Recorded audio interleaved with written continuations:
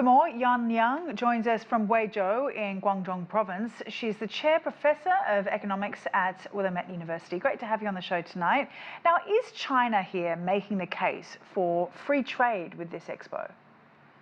Yeah, good to talk to you, Sally. Absolutely. I think this expo is really held at a critical juncture, as we know that Donald Trump has just waged a new sort of a tariff war against many countries in the world, especially, when it comes to the global supply chain. This is going to be affected. It will see a reshaping of the kinds of supply chain due to these kind of protectionist policies. So I think this is a very important meeting where not only the technologies, the products, the services are being showcased, but also it's very clear that companies want to come together and they want to cooperate with each other and build and consolidate the kind of global supply chain to be more efficient, to be more innovative. And so I think this is really important, both at a symbolic but also substantive level.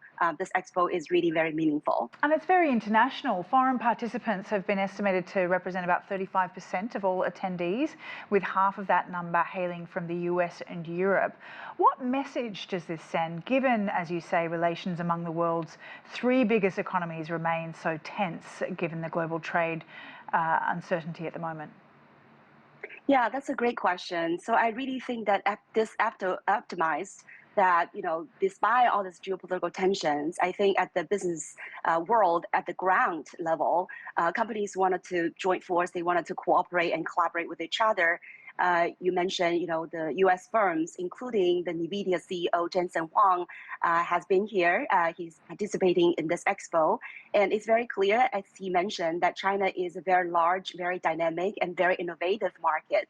So both from the market-driven perspective, but also to participate in the technological innovation kind of ecosystem, I think this is a market not to be missed. And I think the global companies, with the global vision, they wanted to be part of this global supply chain. They wanted to be, part of China's market, and they wanted to be able to participate in China's technological ecosystem. So I think that's a very clear demonstration of the importance of the global supply chain led by China and other countries.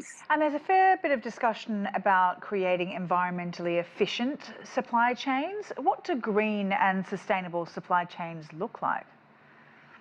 Right. So this expo is featured by 6 different, supply chain clusters and advanced manufacturing, green agriculture, EVs. Some of these are really the very prominent areas of supply chain cooperation.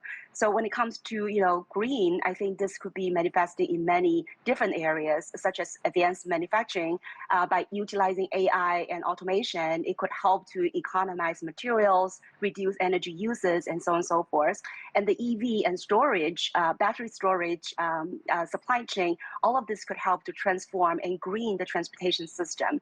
The green agriculture sector is another example of that. So I think there are a lot of very exciting green technologies, green products, green services that are being rolled out in this current expo. And I think this will help to contribute to the green transition worldwide when it comes to the global economy. And I think this is very much critically needed as we talk about, accelerating climate change and so on.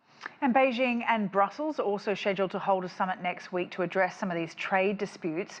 What are the main sticking points, and how might this expo be a precursor perhaps to next week's summit?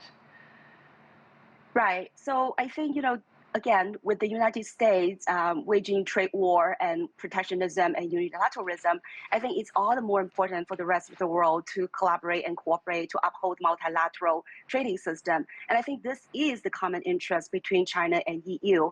Despite that there are some sort of trade tensions, especially in EV and some other, green products areas, I think it remains a lot of common interest between the two parts to uphold the multilateral trading system, to continue to have open trade and investment and cooperation. And these, as you mentioned, are really the 2 pillars of the global trading system.